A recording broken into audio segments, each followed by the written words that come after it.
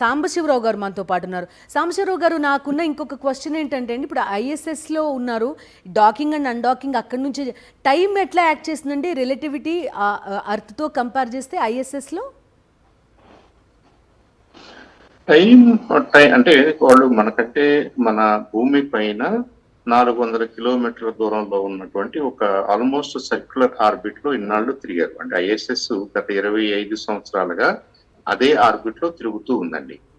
అదే ఆర్బిట్ లో తిరుగుతున్నప్పుడు అది భూమి వైపుకు రాకుండా లేదా భూమి నుంచి తప్పుకుని వెళ్లకుండా ఒక డిఫైన్డ్ ఆర్బిట్ లో మనం దాన్ని ఉంచాలి అనుకున్నప్పుడు దాని స్పీడ్ కూడా డిఫైన్డ్ గానే ఉంటది. అది ఇంటర్నేషనల్ స్పేస్ స్టేషన్ 8,000 కిలోమీటర్లు అంటే గంటకి 28,000 కిలోమీటర్ల స్పీడ్ లో తిరిగితే మాత్రమే ఆ ఆర్బిట్ మెయింటైన్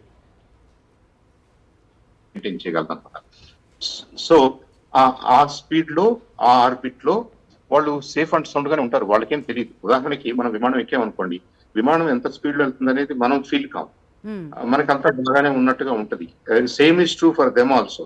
అయితే డిఫరెన్స్ ఏంటంటే విమానం అనేది 10 కిలోమీటర్ల హైట్ ప్లస్ ఆర్ మైనస్ ఒక 30 నుంచి 40 వేల అడుగుల ఎత్తులో ఉంటది. కాబట్టి మన మీద గురుత్వాకర్షణ శక్తి తగ్గింది అనే ఫీలింగ్ మనకు తెలియదు. ఏదో కొద్దిగా చిన్న డిఫరెన్స్ ఉంటే ఉండొచ్చు, కానీ మన మీద గురుత్వాకర్షణ శక్తి తగ్గింది అని మనకు తెలియదు. మనం నార్మల్ గానే నడవగలుగుతాం.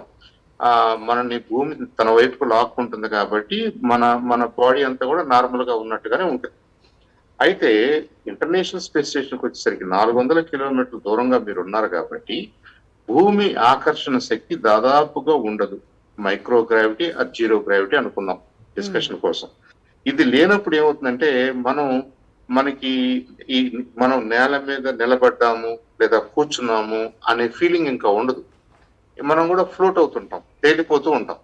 ఆ తేలిపోతూ ఉంటాం కాబట్టి మనకున్న విజువల్స్ అన్ని కూడా స్పేస్ స్టేషన్ నుంచి ఎలా వస్తాయి? ఏదైనా నడవాలన్నా, ఒక చోట నుంచి ఒక చోటకి వెళ్ళాలన్నా వాళ్ళు మనలాగా నడుస్తున్నట్టుగా ఉండదు. ఏదో ఒక దాన్ని పట్టుకుని వాళ్ళ బాడీని వాళ్ళు ముందుకు లాక్కోవాలి, లేదా ఫ్రీగా ఫ్లోట్ అవుతూ వెళ్తూ ఉంటారు. బికాస్ దర్ ఇస్ అబ్సల్యూట్లీ వాళ్ళ మీద కిందకి లాగి లేదా ఆ బాడీకి అతుక్కునేలాగా చేసే ఫోర్స్ ఏమి లేదు. దీనివల్ల ఇప్పుడు డాక్టర్ నీలేష్ గారు చెప్పినట్టుగా బాడీకి నిజంగా బాడీ ఏ ఫోర్సెస్ ని ఫీల్ అవ్వట్లేదు కాబట్టి మన ఎముకలు కానీ మన కండరాలు కానీ మరి వీటిని బలంగా అట్టి పెట్టాల్సి హార్ట్ మజిల్స్ కానీ ఇవన్నీ కూడా ఎంతో కొంత తక్కువ పని చేయటం వల్ల వీక్ అయ్యే అవకాశాలు ఉన్నాయి, బలహీన పడే అవకాశాలు ఉన్నాయి. It's a different condition. దాన్ని మనం వ్యాధిగా చూడాల్సిన అవసరం లేదు. అది ఒక డిఫరెంట్ కండిషన్. ఉదాహరణకి మనం ఊరిని చుట్టూ గిరగిర తిరిగామనుకోండి, మనకేముంది, కాసేపు కళ్ళు తిరిగినట్టు అనిపిస్తే ఎందుకు మన బాడీలో ఉన్నటువంటి బ్లడ్ ఫ్లో కానివ్వండి, తల్లోకి వెళ్లాల్సినటువంటి బ్లడ్ కానివ్వండి ఆ ప్రపోర్షనేట్ గా వెళ్ళక స్టేబుల్ గా ఉండక మనమే డిజీగా ఫీల్ అవుతాం. అలాగే వాళ్ళు డిఫరెంట్ కండిషన్ లో ఉన్నారు కాబట్టి, స్పేస్ స్టేషన్ లో ఉన్నారు కాబట్టి, అక్కడ వాళ్ళ బాడీ లో రక్త ప్రసరణ డిఫరెంట్ గా జరిగింది కాబట్టి వాళ్ళ బాడీకి ఫోర్సెస్ ని ఎదుర్కోవాల్సిన అవసరం లేదు. కాబట్టి ఆ మజిల్స్ కానివ్వండి, ఆ బోన్స్ కానివ్వండి, వాళ్ళ హార్ట్ మజిల్స్ కానివ్వండి అన్ని కూడా వాటి పని చేయాల్సిన అవసరం మేరకు పని చేయకుండా ఇన్నాళ్ళు ఉన్నాయి. దాదాపు 286 రోజులు ఆ కండిషన్ లో ఉన్నప్పుడు మళ్ళీ మీరు సడన్ గా తిరిగి భూమి మీదకి తీసుకొస్తే భూమి గురుత్వాకర్షణ శక్తికి బాడీ అలవాటు అయ్యే వరకు మనం మానిటర్ చేయాల్సి ఉంటుంది, వాళ్ళని రిక్యూపరేట్ చేయాల్సి ఉంటుంది, రీహాబిలిటేట్ చేయాల్సి ఉంటుంది. ఇది వెల్ ఎస్టాబ్లిష్డ్ ప్రొసీజర్. ఇదేమి కొత్తగా వీళ్ళ వరకే జరుగుతున్నది కాదు. నిజానికి వీళ్ళ సునీత గారి కంటే ఎక్కువ రోజులు స్పేస్ లో ఉన్న వాళ్ళు ఉన్నారు, అటెస్టెడ్ ఉన్న వాళ్ళు ఉన్నారు. వాళ్ళందరికీ ఎలాంటి ఫిజియలాజికల్ చేంజెస్ లేదంటే హెల్త్ కండిషన్స్ ఎలా మారినాయి అనేది I think NASA has good understanding of all those things.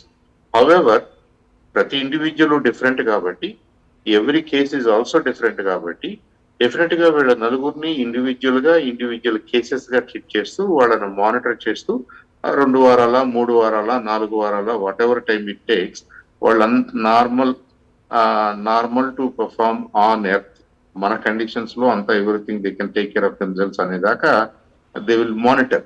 అంతేగాని అది ఏదో సీరియస్ ఇబ్బంది అనేగా మాత్రం అనుకోకూడదు.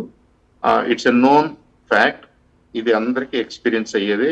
ఎంతో 255 మంది ఆస్ట్రోనాట్స్ ఈ ఎక్స్పీరియన్సెస్ ని రికార్డ్ చేశారు, వాళ్ళ మీద డేటా కలెక్ట్ చేశారు. NASA knows how to deal with this. Yeah. కాబట్టి ఆ విషయంలో మనం చాలా కంఫర్టబుల్ గా ఉండొచ్చు.